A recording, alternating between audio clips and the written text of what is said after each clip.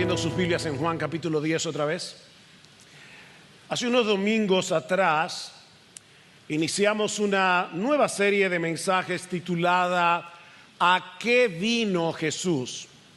En cada mensaje hemos ido desentrañando diferentes aspectos de la misión de Jesús basándonos en las propias palabras de Jesús.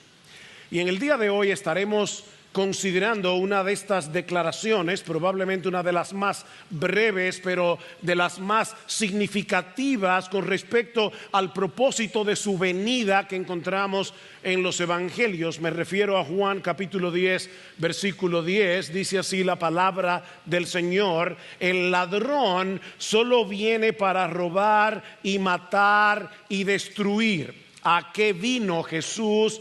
Yo he venido para que tengan vida y para que la tengan en abundancia. Ahora, antes de pasar a considerar la enseñanza de nuestro texto, debemos notar dos cosas esenciales que se encuentran en el contexto de esta declaración. La primera son las dos metáforas que usa Jesús en el pasaje para referirse a sí mismo: una puerta y un pastor. Ahora, niños, he mencionado la palabra metáfora, así que déjame explicarte lo que eso significa. Una metáfora es una comparación entre dos cosas distintas, pero sin usar la palabra como o parecido a. Mira conmigo el versículo 7 de Juan capítulo 10. Dice: Jesús les dijo de nuevo, en verdad os digo, yo soy la puerta de las ovejas. Noten que él no dice yo soy como una puerta, yo soy parecido a una puerta. No, yo soy la puerta de las ovejas. Y en el versículo 11, yo soy el buen pastor. ¿Se dan cuenta que Jesús está usando aquí dos figuras increíblemente sencillas, increíblemente sorprendentes para referirse a sí mismo?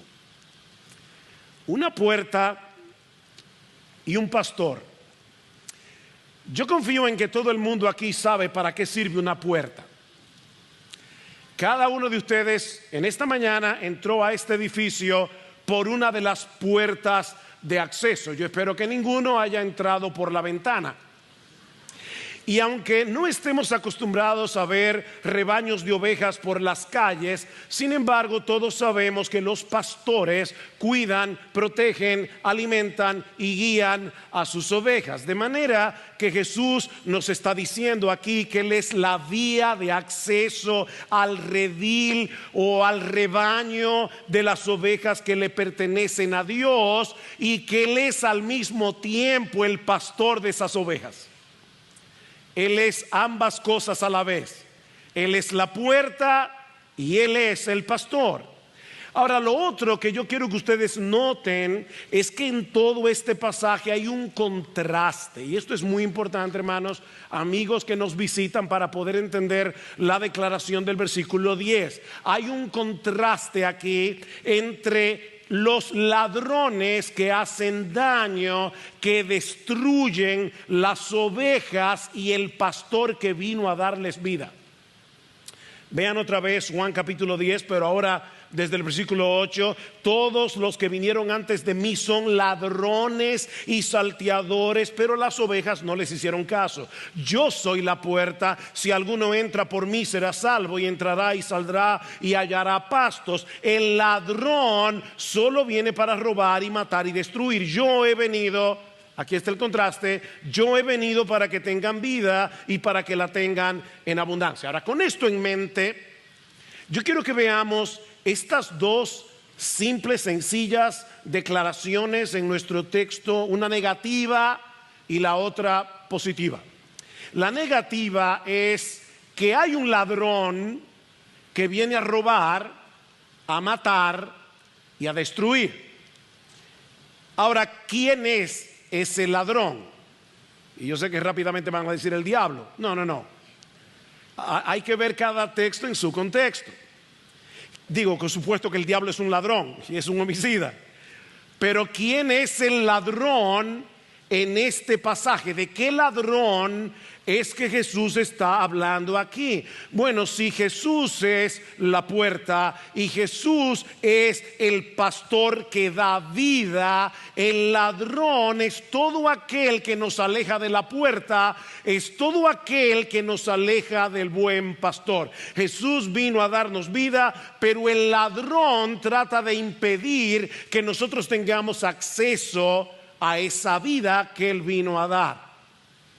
Ahora, si queremos identificar con más precisión, con más exactitud, quién es el ladrón en esta parábola, nosotros tenemos que ir un poco más atrás al capítulo anterior en el Evangelio de Juan capítulo 9, donde el Señor sana milagrosamente a un ciego de nacimiento. Piensen en esto: un ciego nunca visto, nació ciego, y de repente el Señor le dice: ve, lávate en el estanque de Siloé, úntate lodo, y cuando el lodo caiga en tus ojos vas a ver. Y Juan, en una forma súper simple, dice en el versículo 7 de Juan 9: ve, lávate en el estanque de Siloé, que quiere decir el enviado. Él fue pues y se lavó y regresó viendo. Juan no hace mucho alaraco para explicar cómo sucedió ese milagro. Este es un milagro tan evidente que lo menos que podemos esperar es que todo el mundo reconozca que algo sobrenatural acaba de ocurrir. Pero lo que sucede en realidad es que los vecinos que conocían a este hombre desde que era un niño, que saben que él nació ciego y que ahora de repente, de una forma milagrosa, de una forma sorprendente, este ciego está viendo, ellos deciden llevar a este hombre delante de los fariseos, que se veían a sí mismos como los guardianes de la ley de Dios. O sea, en Israel los fariseos eran algo así como la Gestapo de la santidad. Ellos eran los guardianes de la ley. Y resulta que el milagro había sido hecho en el día de reposo. Noten el versículo 13: llevaron ante los fariseos al que antes había sido ciego, y era día de reposo, el día que Jesús hizo el barro y le abrió los ojos. Entonces los fariseos volvieron también a preguntarle cómo había recibido la vista. Y él les dijo: me puso barro sobre los ojos, me lavé y veo. Por eso algunos de los fariseos decían: este hombre no viene de Dios, porque no guarda el día de reposo. Pero otros decían: ¿cómo puede un hombre pecador hacer tantas señales? Y había división entre ellos.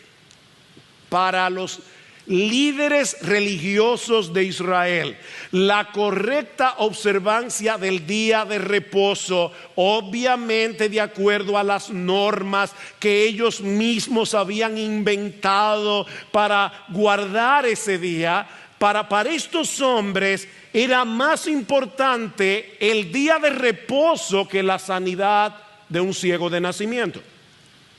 Así que a pesar del milagro, ellos se empeñan en demostrar que Jesús no pudo haber venido de parte de Dios porque supuestamente violó el día de reposo. Vean el versículo 24.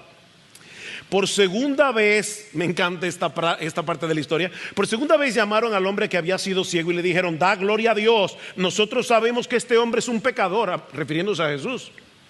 Entonces él les contestó: si es pecador, no lo sé. Una cosa sé, que yo era ciego y ahora veo. Le dijeron entonces: ¿qué te hizo? ¿Cómo te abrió los ojos? Y él les contestó: ya os lo dije y no escuchasteis. ¿Por qué queréis oírlo otra vez? ¿Es que también vosotros queréis haceros discípulos suyos? Por supuesto, los fariseos se molestan. Y noten ahora lo que dice el ciego de nacimiento, el ex ciego. En el versículo 32, desde el principio jamás se ha oído decir que alguien abriera los ojos a un ciego de nacimiento. Si este no viniera de Dios, no podría hacer nada. Respondieron ellos y le dijeron: tú naciste enteramente en pecado y tú nos enseñas a nosotros. Y lo echaron fuera. En otras palabras, expulsaron a este hombre de la sinagoga, lo que implicaba en ese tiempo marginarlo social y religiosamente. Pero mientras esto estaba sucediendo, Jesús, el buen pastor, está obrando en el interior de este hombre para abrirle ahora no solamente los ojos de la cara, sino también los ojos de su entendimiento espiritual. Vean el versículo 35. Jesús oyó decir que lo habían echado fuera, y hallándolo le dijo: ¿crees tú en el Hijo del Hombre? Él respondió y dijo: ¿y quién es, Señor, para que yo crea en él?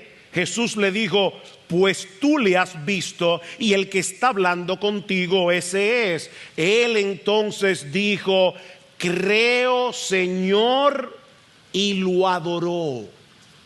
Impresionante. Como bien señala John Piper, a medida que se desarrolla esta historia, la visión del hombre ciego a quien Jesús había sanado se vuelve cada vez más clara, y la ceguera de los fariseos se vuelve más y más oscura. Ellos acusan a Jesús de pecador, ellos acusan a Jesús de blasfemo, y al mismo tiempo este hombre termina postrándose delante de él en adoración. Y de paso, aquí tenemos las únicas dos respuestas posibles con respecto a Jesús. Mi amigo, si tú estás aquí en esta mañana, hay solo dos respuestas posibles con respecto a Jesús: blasfemia o adoración. Los líderes religiosos de Israel estaban blasfemando contra Jesús. El hombre que había nacido ciego lo estaba adorando. Eso es lo que significa ser cristiano. No se trata simplemente de alguien que dice seguir a Jesús. Se trata de alguien que ha venido a ser, por la gracia de Dios, un adorador de Jesús. Los cristianos creen en Jesús. Los cristianos confían en Jesús. Los cristianos siguen a Jesús. Los cristianos adoran a Jesús. Pero ahora noten cómo termina el capítulo 9. Y esto es esencial, mis hermanos, para poder entender el capítulo 10. Versículo 39. Y Jesús dijo: yo vine a este mundo para juicio, para que los que no ven vean, y para que los que ven se vuelvan ciegos. Algunos de los fariseos que estaban con él oyeron esto y le dijeron: ¿acaso nosotros también somos ciegos? Jesús les dijo: si fuerais ciegos no tendríais pecado, pero ahora, porque decís vemos, vuestro pecado permanece. En otras palabras, si ustedes se dieran cuenta de su ceguera espiritual, pudieran ser sanados, pero como ustedes creen que ven, seguirán sumergidos en la ceguera de su pecado. Y es en ese contexto que ahora Jesús les dice al inicio del capítulo 10: en verdad, os digo, el que no entra por la puerta en el redil de las ovejas, sino que sube por otra parte, ese es ladrón y salteador. Aquí está el ladrón. Ahora, mis hermanos, noten otra vez el versículo 1 del capítulo 10. En verdad os digo. ¿A quiénes?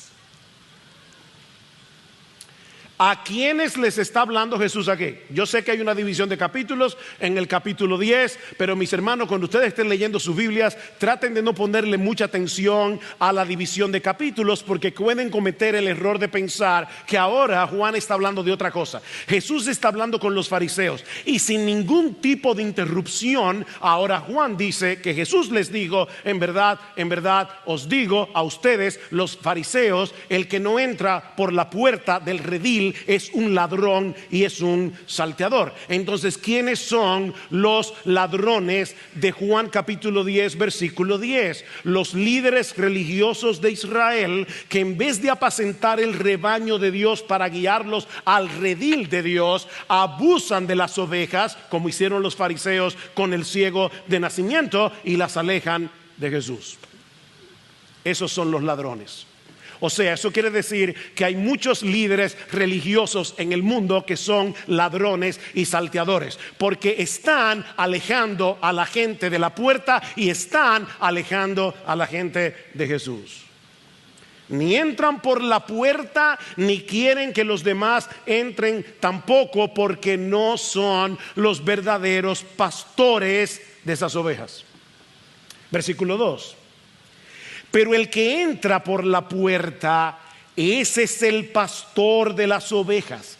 A este abre el portero y las ovejas oyen su voz y llama a sus ovejas por nombre y las conduce afuera. Y cuando saca todas las suyas, son suyas, va delante de ellas y las ovejas le siguen porque conocen su voz. Pero a un desconocido no seguirán, sino que huirán de él, porque no conocen la voz de los extraños. El Señor está aludiendo aquí a una costumbre muy familiar en Medio Oriente.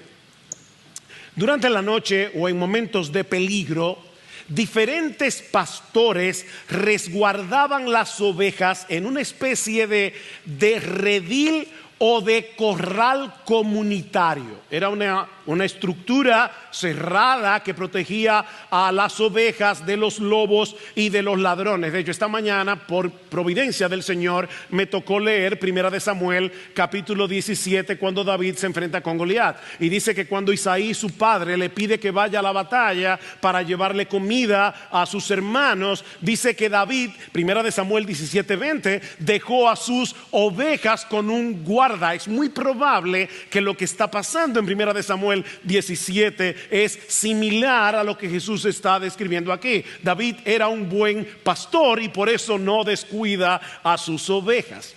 Estos rediles o corrales comunitarios a menudo, tenían paredes de piedra con una única puerta, con una sola entrada. Durante la noche un portero, un guardián, vigilaba la entrada para asegurarse de que las ovejas estuvieran seguras hasta que llegaran los pastores por la mañana. Cada uno llamaba por nombre a sus propias ovejas y reunía su rebaño para llevarlos a pastar. Y cuando las ovejas escuchaban la voz de su pastor llamándolas por nombre, salían del redil y los seguían. Ahora, como yo los conozco, mis amados hermanos, ya me imagino que alguno de ustedes se está preguntando quién es el portero o guardián. Y la respuesta es: no lo sabemos. Y como Jesús no interpreta ese detalle de la parábola, de paso, nunca traten de interpretar todos los detalles de una parábola, porque no todos tienen significado. Es simplemente para darle contexto a la historia. Así que no sabemos quién es el portero. El punto que sí sabemos es que el verdadero pastor es aquel que entra por la puerta y cuya voz reconocen sus ovejas. En el siglo XIX, un erudito y teólogo escocés llamado George Adam Smith relató una experiencia que tuvo mientras observaba a un pastor en las colinas de Palestina. Él dice que él vio a un pastor acompañado por un rebaño de ovejas que obedecían las órdenes del pastor.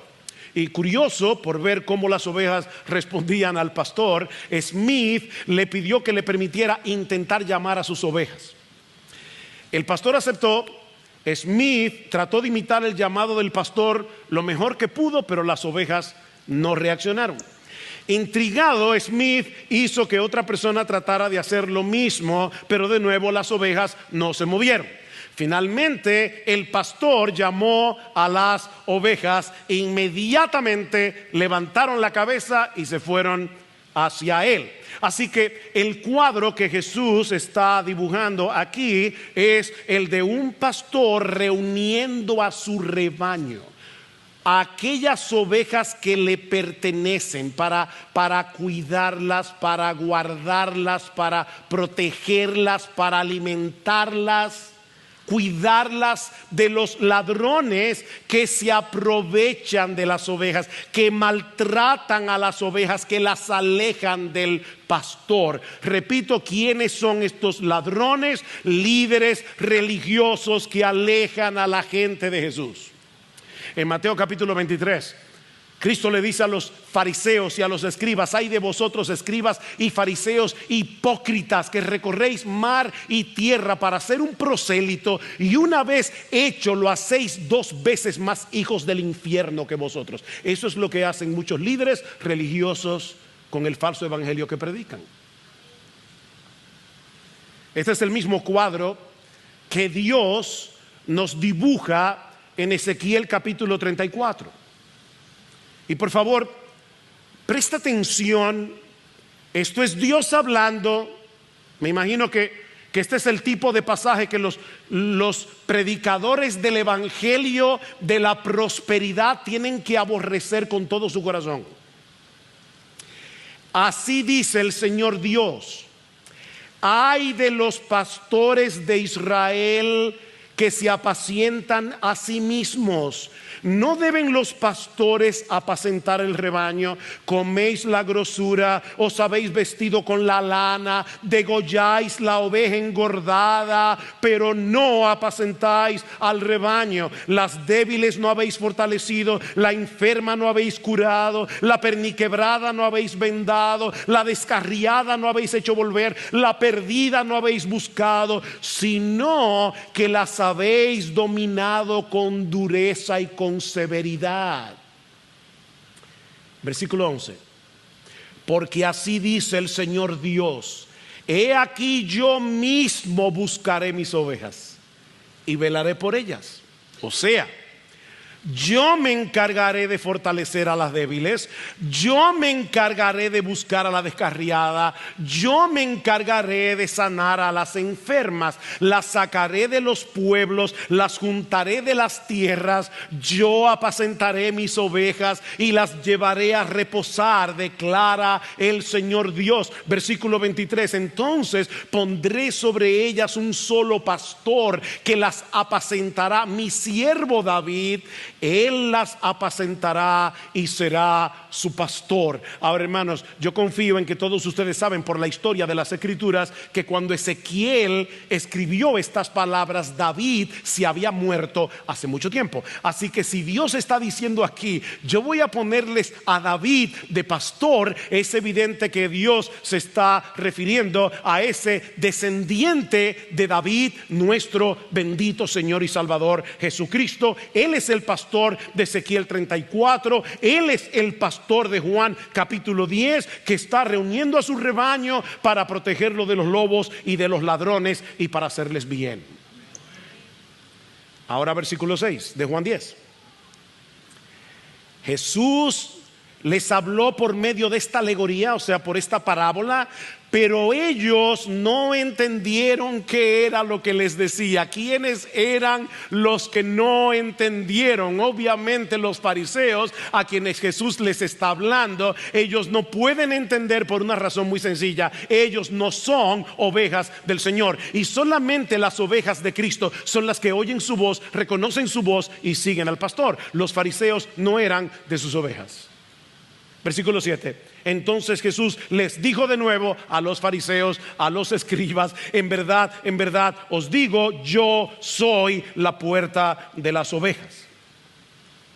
Los fariseos no entienden, ellos no son de las ovejas del Señor. Vean más adelante en Juan capítulo 10 versículo 24, los judíos que estaban allí, que tampoco eran ovejas, tampoco entendían. Entonces los judíos le rodearon y le decían: ¿hasta cuándo nos vas a tener en suspenso? Si tú eres el Cristo, dínoslos claramente. Jesús les respondió: os lo he dicho y no creéis. Las obras que yo hago en nombre de mi Padre, como sanar a un ciego de nacimiento, estas dan testimonio de mí, pero vosotros no creéis. Escuchen bien, mis hermanos, ustedes no creen porque no sois de mis ovejas. Mis ovejas oyen mi voz y yo las conozco y me siguen, y yo les doy vida eterna y jamás perecerán y nadie las arrebatará de mi mano. ¿Se dieron cuenta, mis hermanos, que las ovejas de Cristo no son ovejas de Cristo porque creen, sino que creen porque son sus ovejas? Es al revés. Mis ovejas oyen mi voz. Los falsos pastores de Israel, como los falsos pastores de hoy, no conocen a Jesús. Ellos entran por otra puerta para dañar a las ovejas, para alejarlas de Jesús. Versículo 8 otra vez de Juan 10: todos los que vinieron antes de mí son ladrones y salteadores, pero las ovejas no les hicieron caso. Yo soy la puerta. Si alguno entra por mí, será salvo, y entrará y saldrá y hallará pastos. ¿Cuántas puertas hay? Una sola puerta. Yo soy la puerta. Yo no soy una opción entre muchas otras opciones. Yo soy la puerta, yo soy la única puerta, yo soy la única vía de acceso al redil del rebaño de Dios. Es lo mismo que dice Jesús en Juan capítulo 14 versículo 6. Yo soy el camino, la verdad y la vida. Nadie viene al Padre sino por mí. Mi amigo, si tú quieres llegar al Padre, tú tienes que entrar por medio de Jesús, confiando únicamente en Jesús. No hay otra puerta, no hay otro camino. Esta puerta simboliza exclusividad y simboliza acceso. Exclusividad y acceso. Solo en Cristo hay salvación, solo en Cristo hay protección. Salvación de la condenación eterna, protección de los ladrones, protección de los falsos maestros que vienen a robar, matar y destruir. Mis hermanos, los falsos maestros no son una broma. Los falsos maestros no son una broma. Hoy en día hay un montón de maestros falsos que predican un evangelio falso que destruye espiritualmente a los oyentes. Estos falsos pastores llevan a sus seguidores a confiar en ellos mismos, a poner sus ojos en ellos, como si ellos tuvieran una conexión especial con Dios que nadie tiene. Ellos son los que tienen la unción.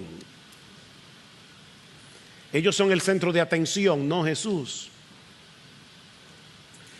Mira, mi hermano, mi amigo que estás aquí, cuando escuches a un hombre prometiéndote un montón de cosas, sanidad, prosperidad material, una vida cómoda y placentera, o incluso, asómbrate, prometiéndote el poder del Espíritu Santo, pero sin ofrecerte primero a Jesús, estás delante de un ladrón espiritual.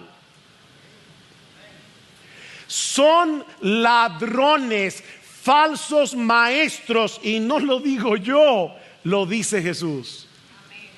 La característica principal del ladrón es alejarte de Jesús, aún a veces en nombre de la moralidad, aún a veces en nombre de la religión, o para recibir, como yo vi en estos días, un video hablando del poder del Espíritu Santo y la gente caía en el piso, parecía que estaban locos, aquello parecía un manicomio, pero algo me llamó la atención: no mencionaban a Jesús ni a la obra redentora de Jesús en ningún momento. Son ladrones y salteadores, falsos maestros que vienen a robar, matar y destruir.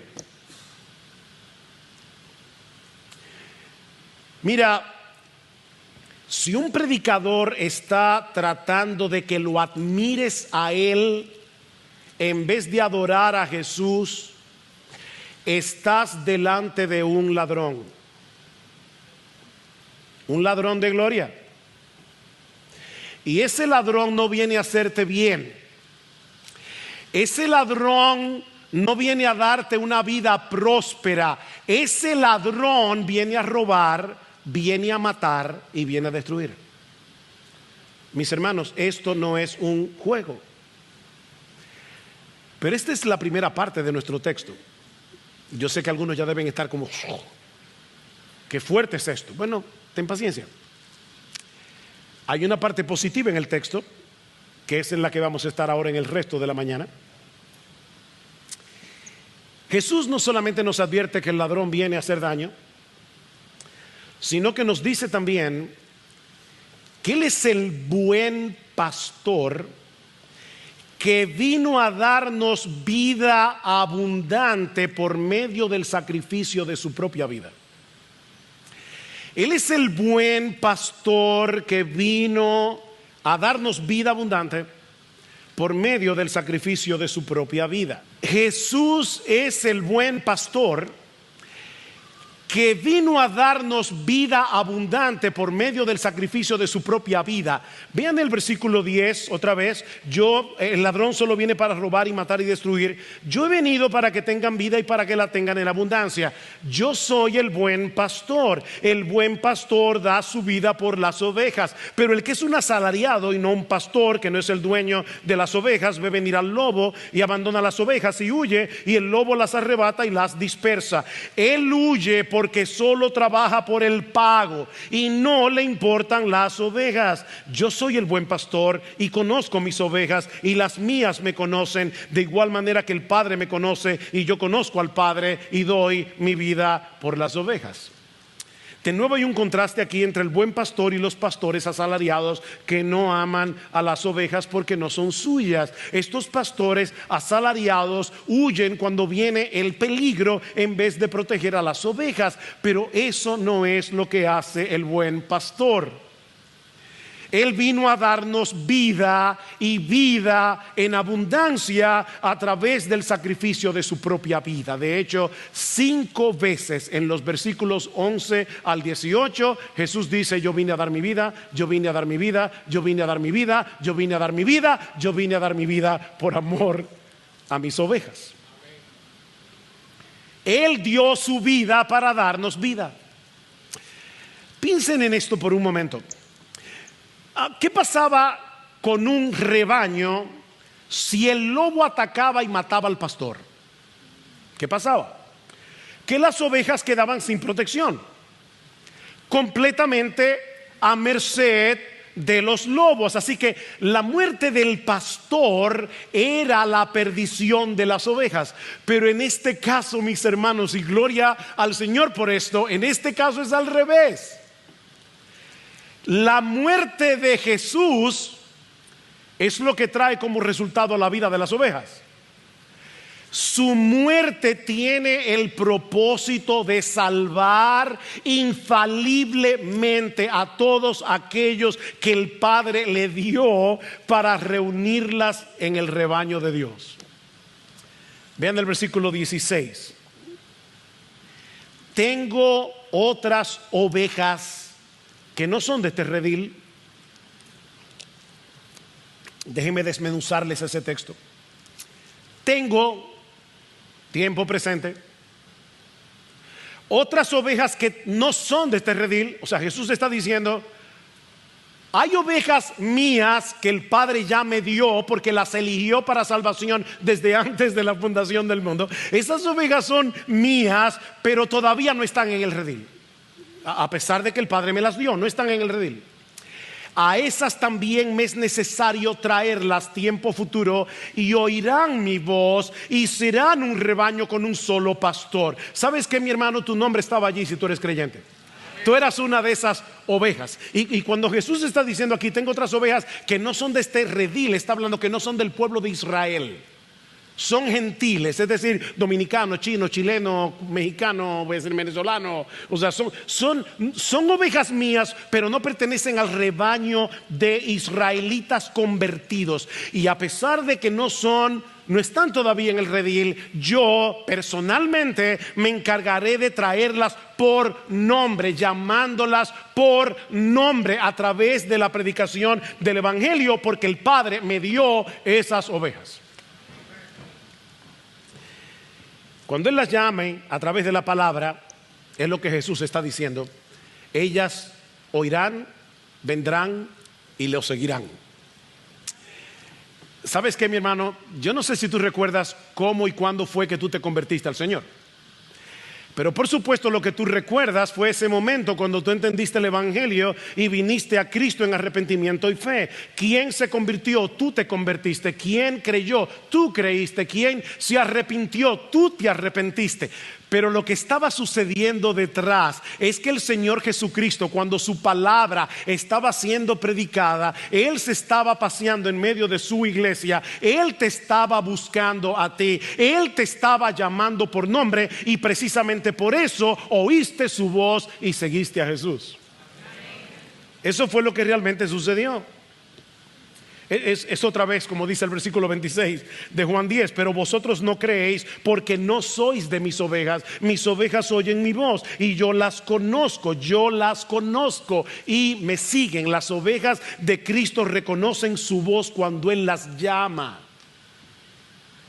Sí, puede ser que por un tiempo caminen extraviadas de aquí para allá, pero tarde o temprano reconocerán la voz de su pastor y vendrán a Él en arrepentimiento y fe. Él vino a formar un solo rebaño con un solo pastor por medio de su muerte y de su resurrección. Vean el versículo 17.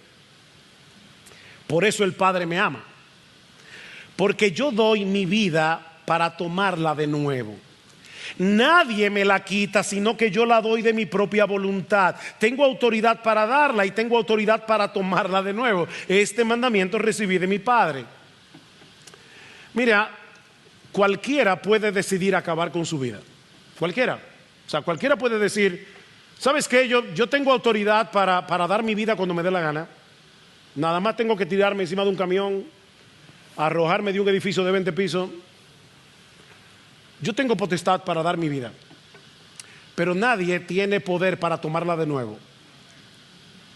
Eso solamente puede hacerlo Jesús. Eso solamente puede hacerlo el Dios encarnado, porque ningún muerto puede obedecer. Y Cristo dice, yo voy a dar mi vida y estando muerto voy a obedecer la orden de mi Padre. Este mandamiento recibí de mi Padre. ¿Cuál mandamiento? El mandamiento de dar mi vida y de tomarla otra vez. Eso solo puede hacerlo nuestro Señor Jesucristo. Él murió y resucitó para darnos vida. Y aquí es, mis hermanos, donde las dos metáforas o las dos figuras de esta parábola se unen la una con la otra. El buen pastor tiene que morir y resucitar para venir a ser la puerta. Voy a repetir eso otra vez. Jesús es la puerta.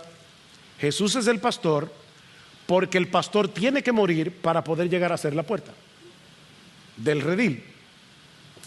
Sin el sacrificio del buen pastor, la puerta de la salvación estaría cerrada para todos. Pero Él murió para darnos vida. Ahora, yo sé que esto puede parecer extraño a algunos, porque todo el mundo cree que está vivo, cristiano o no. O sea, todo el que está en este lugar, yo estoy seguro, a menos que tenga un trastorno serio, yo estoy seguro que él cree que está vivo. Y les puede parecer sumamente extraño que Cristo esté diciendo, no, yo vine a darle vida a personas que están muertas. ¿Cómo es eso?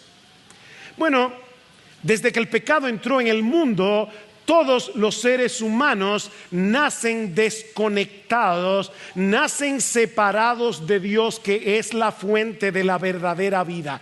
En otras palabras, estamos físicamente vivos, pero estamos espiritualmente muertos. Escribiendo un grupo de creyentes en la ciudad de Éfeso, Pablo les dice que Cristo les dio vida cuando estaban muertos en sus delitos y pecados. Esa es la condición en la que nace todo hombre en este mundo. Mis hermanos, espiritualmente hablando, en el momento de nacer, somos tan impotentes como un cadáver hasta que Cristo nos da vida. Necesitamos que alguien pague nuestra deuda con la justicia de Dios para que podamos acceder a la comunión con Dios y así poder tener vida, verdadera vida en comunión con la fuente de vida. Todo el mundo que nace en esta vida nace espiritualmente muerto, tan impotente como un cadáver hasta que Cristo nos da vida. Necesitamos que alguien pague nuestra deuda con la justicia de Dios para que podamos acceder a Él porque Él es la fuente de vida. Es por eso que Jesús define la vida eterna no en términos de tiempo, sino en términos de relación. Si yo dijera, fulano tuvo una vida de 20 años, ¿qué quiere decir eso? Bueno, que vivió por 20 años. Si yo dijera una vida de 50, es que vivió por 50 años. Si yo dijera que tiene vida eterna, todo el mundo dice, bueno, es que va a vivir eternamente. Pero Jesús no define la vida en términos de tiempo, sino de relación. Juan 17:3, y esta es la vida eterna, que te conozcan a ti, el único Dios verdadero, y a Jesucristo, a quien has enviado. Nadie puede tener vida eterna sin relación con aquel que es la fuente de vida. Así que la vida eterna no es una vida que no termina nunca, es una vida eterna en comunión con el Dios eterno, quien es la fuente de vida eterna. Es por eso, mi amigo, óyeme bien, mi amigo, no puede haber vida verdadera fuera del Señor Jesucristo. No la hay, porque Él es la puerta, la única puerta que nos da acceso al Padre y que se une con aquellos que creen en Él para darles vida. Oye lo que dice Juan, primera de Juan, capítulo 5, el que tiene al Hijo tiene la vida, el que no tiene al Hijo de Dios no tiene la vida. ¿Y sabes por qué? Porque Él es el verdadero Dios y la vida eterna, dice primera de Juan capítulo 5 versículo 20. Si tú no tienes contigo al verdadero Dios, si tú no tienes contigo aquel que es la vida eterna, tú no tienes vida. Estás muerto. Jesús no vino del cielo simplemente para decirnos cómo obtener la vida eterna. Él es la vida eterna. Yo soy el pan de vida, dice el Señor en Juan capítulo 6. Tienes que comértelo, tienes que apropiarte de Él por la fe. Tienes que comerte el pan de vida para que tengas vida. Jesucristo es el buen pastor que el salmista describe en el Salmo 23, que da su vida, la vuelve a tomar y luego une su vida con la nuestra para cuidarnos, protegernos, proveernos para todas nuestras necesidades reales, no las que tú crees que tienes, las necesidades que tú realmente tienes, pasadas, presentes, futuras, de modo que tú puedas experimentar una vida plena y abundante. Mira, mi hermano, mi amigo, si el Señor es tu pastor, nada te faltará. Nada te faltará. En lugares de delicados pastos Él te hará descansar. Junto a aguas de reposo te pastoreará. Él confortará tu alma, te guiará por sendas de justicia por amor de su nombre. Mi hermano, aunque andes en valle de sombra de muerte, no temerás mal alguno, porque Él estará contigo. Su vara y su callado te infundirán aliento. Él va a preparar una mesa delante de ti en presencia de tus angustiadores.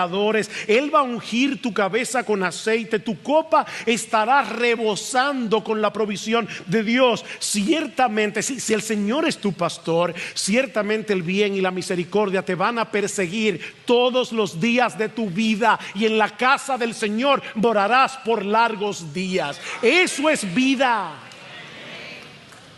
Eso es vida. Si tú no tienes eso, mi amigo, tú no tienes vida. Estás muerto. Esa es la vida abundante que el buen pastor compró para los suyos en la cruz. No es una vida sin problemas, no es una vida sin dificultades. Es imposible en este mundo dañado por el pecado no tener dolor y aflicción. Las ovejas de Cristo tienen que pasar muchas veces por el valle de sombra de muerte. Hay días oscuros, algunos muy oscuros,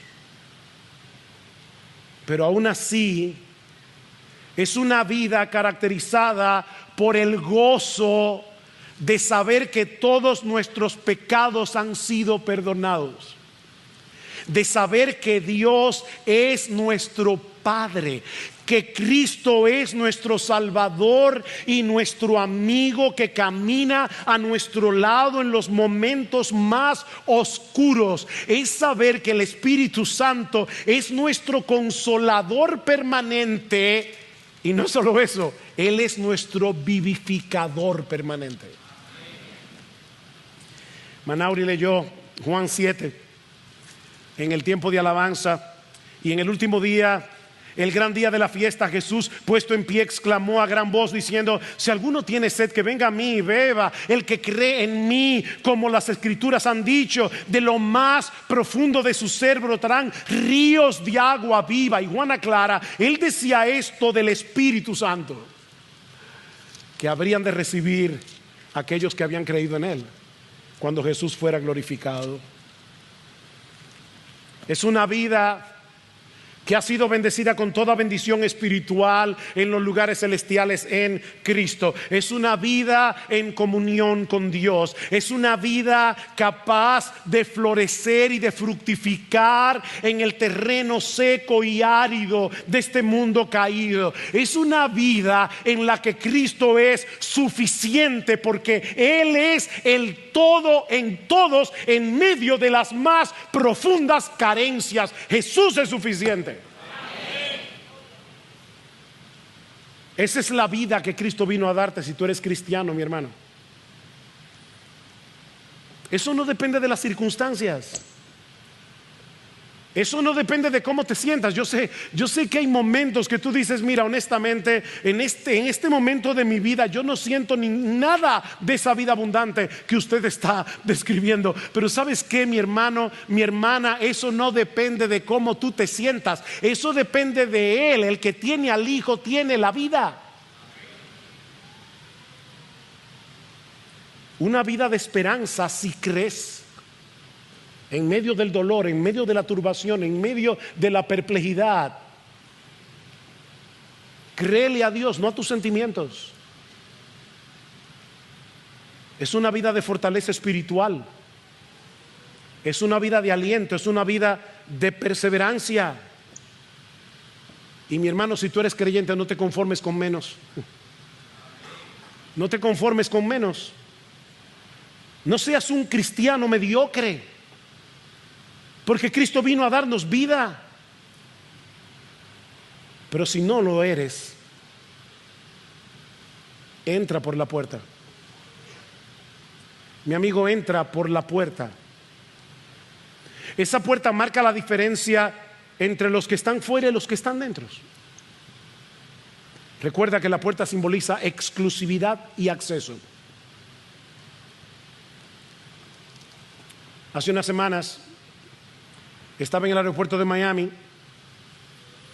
y de repente vi que habían dos filas para ir a seguridad, una larguísima, la otra más pequeña, y a mí se me ocurrió la brillante idea de entrar por la fila más corta. Hice toda mi fila solamente para darme cuenta que estaba en la fila de TCA. Los que han viajado saben lo que significa eso. El punto es que no era mi fila. Y ustedes saben cómo son los gringos. Yo le dije al señor: mira, se me va el vuelo, voy a perder el avión, me equivoqué de puerta, me equivoqué de línea. Y él me dijo: sorry, go back. Tuve que ahora volver de nuevo a hacer toda la fila, que estaba igual de larga, porque me equivoqué de fila. Bueno, perder un avión no es una tragedia.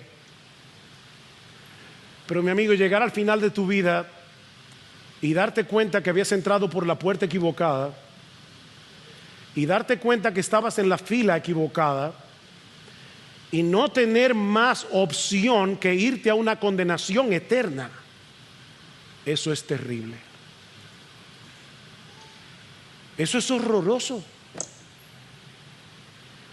Estar del lado equivocado de la puerta significa miseria, destrucción, condenación eterna.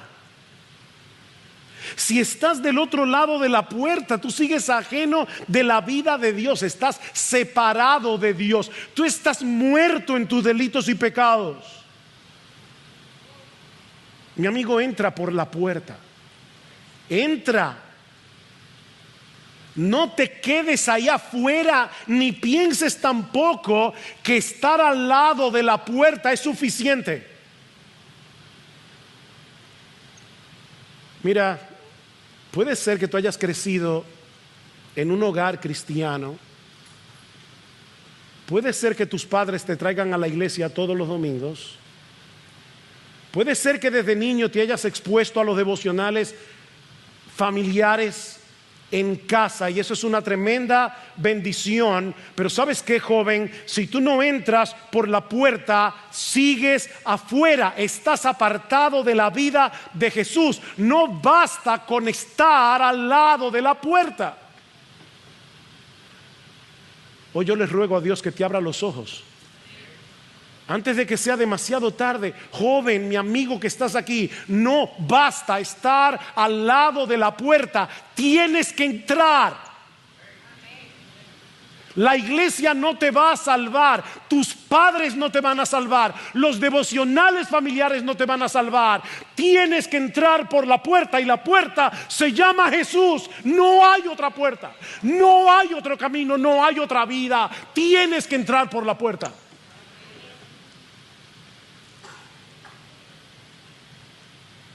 Como decíamos al principio, Jesús escogió dos figuras sumamente sencillas para que nadie se extravíe, para que todos puedan entender. Él es la puerta, Él es el buen pastor. Entra por la puerta en arrepentimiento y fe, y tendrás acceso a la guía, la protección, el alimento, la ternura, el cuidado del pastor. Pero tienes que entrar. Eso no es una puerta de combinación blindada, que hay que ser un genio para saber cuáles son los botones que yo tengo que punchar para que la puerta se abra. No, esto no es una puerta de combinación, es una puerta que está abierta. Es una puerta. Jesús es la puerta. ¿Tú lo quieres más sencillo? Jesús es la puerta. Solo tienes que reconocer tu necesidad de Jesús. Solo tienes que reconocer tu pecado. Has pecado contra Dios. Has vivido violando la ley de Dios. Has vivido para ti, para tu propia gloria, no para la fama de Dios, no para el honor de Dios, no para la voluntad de Dios. Estás en pecado. Reconoce tu pecado.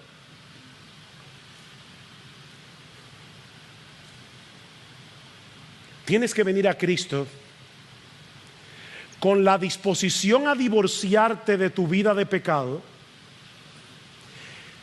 pero sabiendo al mismo tiempo que solo Él puede librarte de la esclavitud, de la culpa y de la condenación del pecado. Tú no puedes librarte por ti mismo. Tú no puedes dejar tu pecado atrás. Tú no puedes dejar de vivir para ti mismo, para tu propia voluntad. Tú no puedes hacer eso. Si tú pudieras hacer eso en tu propia fuerza, Jesús no hubiera venido. Arrepiéntete, reconociendo tu pecado, reconociendo tu impotencia, reconociendo que tú no puedes darte vida a ti mismo, y ven a Jesús.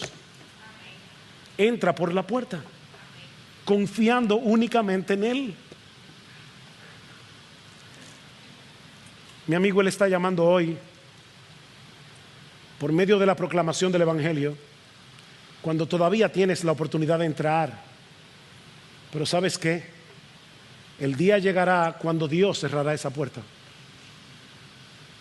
El día llegará cuando Dios cerrará esa puerta. Eso fue lo que sucedió en los días de Noé. La puerta del arca estuvo abierta durante décadas, pero los hombres rehusaron entrar por ella hasta que llegó el diluvio y la oportunidad terminó para siempre.